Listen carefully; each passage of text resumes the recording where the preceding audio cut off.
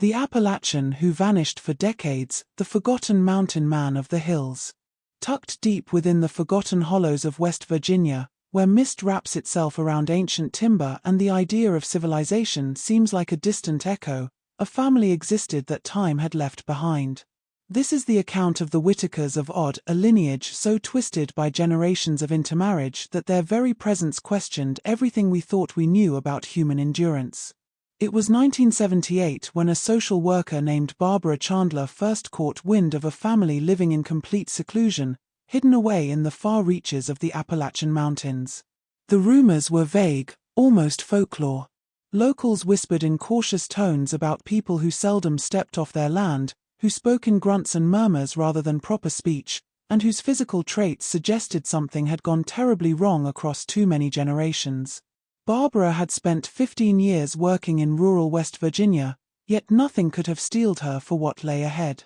The drive to Odd took 3 hours from Charleston, twisting along narrow mountain routes where cell service dropped out and road signs grew scarce. The so-called community was little more than a handful of homes tucked among thick woods, linked by dirt paths that turned to sludge whenever rain fell. Her car strained up the final slope, tires slipping against loose stone, until at last she reached a clearing.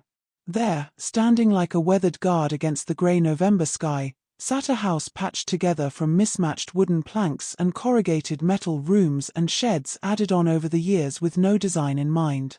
Smoke curled from a crooked chimney, and a chorus of dogs erupted as Barbara stepped out. The air carried the scent of wood smoke and rot, a smell that would cling to her memory forever.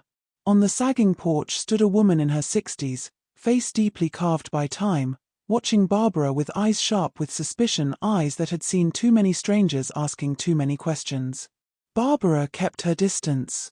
"Mrs. Whitaker," she called gently.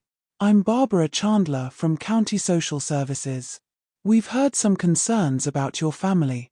I wanted to see if you needed any kind of help." The woman said nothing. She just stared. Then, from the shadows behind her, a man emerged.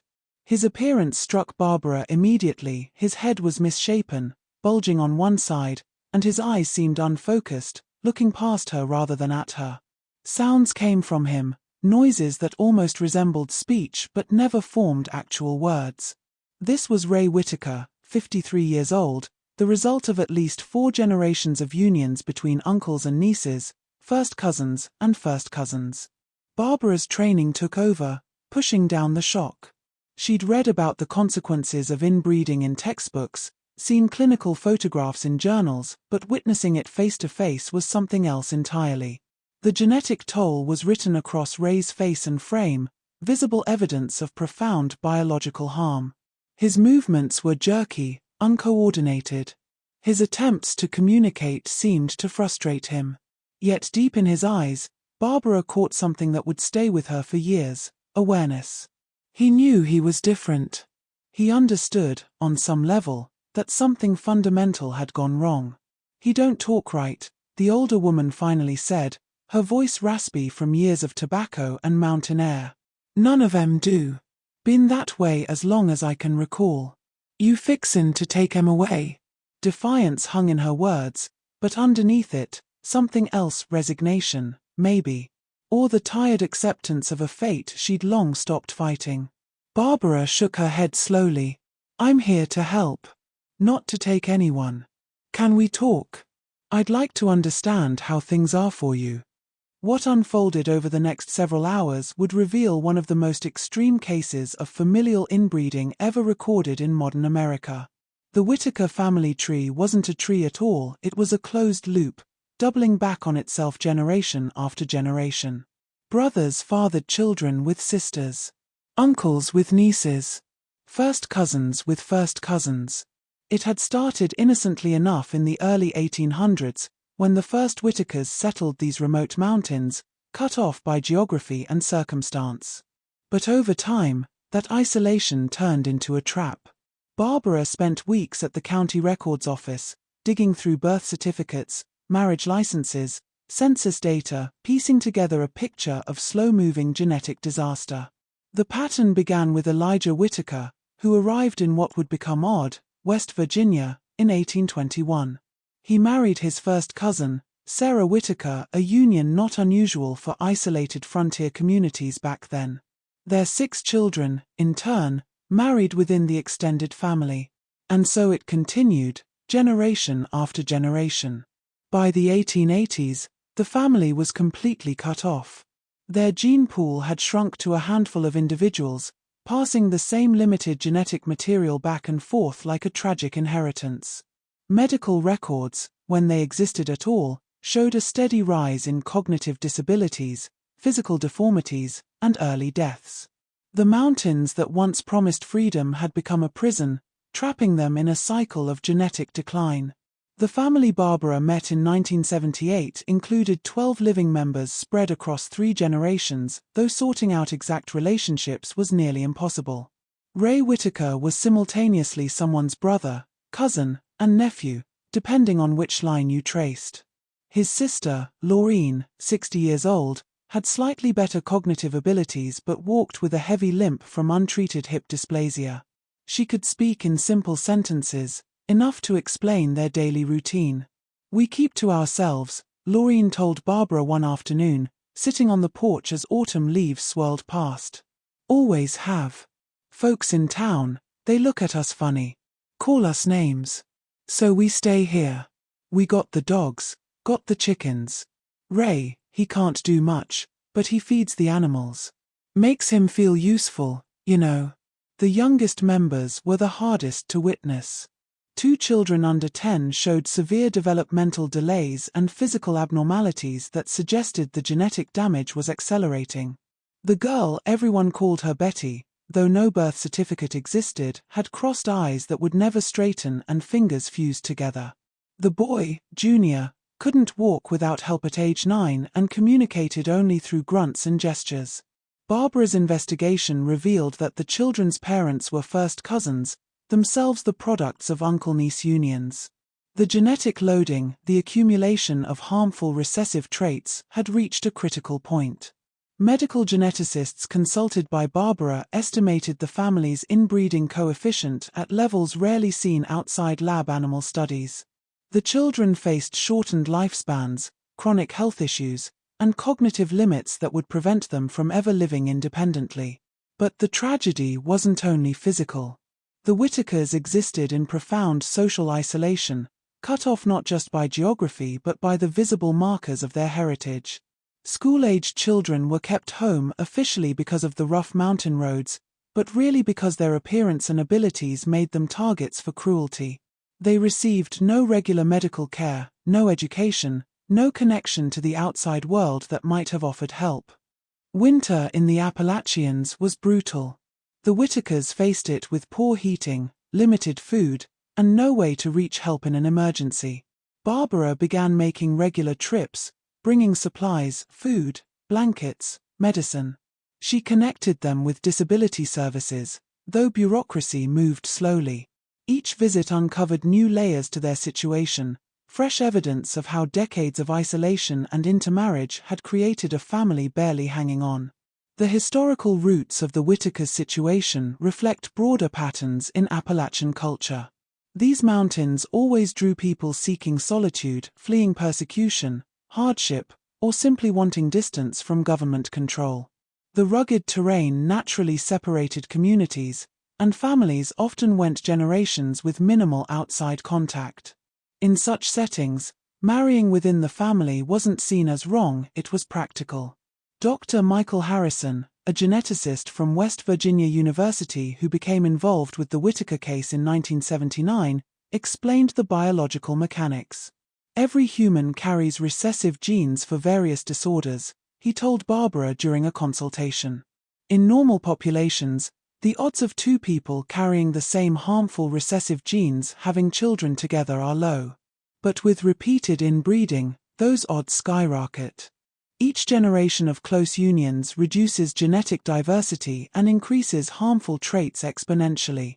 The Whitakers represented an extreme endpoint of this process. DNA testing, done with family permission in the early 1980s, revealed genetic similarity between members approaching levels seen in identical twins. They were essentially a closed genetic system, recycling the same material across generations with devastating results. The tests also showed they carried genes for at least a dozen serious disorders, many of which had manifested across the family. Ray's condition, eventually diagnosed as a combination of microcephaly and severe intellectual disability, was directly linked to the inbreeding. His brain had developed abnormally in the womb, and the skull deformities were visible signs of profound internal damage. Yet despite his limits, Ray had found ways to communicate and connect. He recognized people, showed emotion, and kept daily routines that gave his life structure. Laureen, as the most cognitively able adult, carried the weight of the family's survival. She managed what little money came from disability payments, coordinated their subsistence life, and made medical decisions when crises arose. The burden showed in every conversation. "Sometimes I think about what might have been," she once told Barbara, her weathered face reflecting decades of hardship. "If my parents had married different folks. If we'd had a chance to go to school, meet people outside. But this is all we know. This is who we are." The town of Odd itself had a complicated relationship with the Whitakers. Some locals felt sympathy and occasionally left supplies at the edge of the property.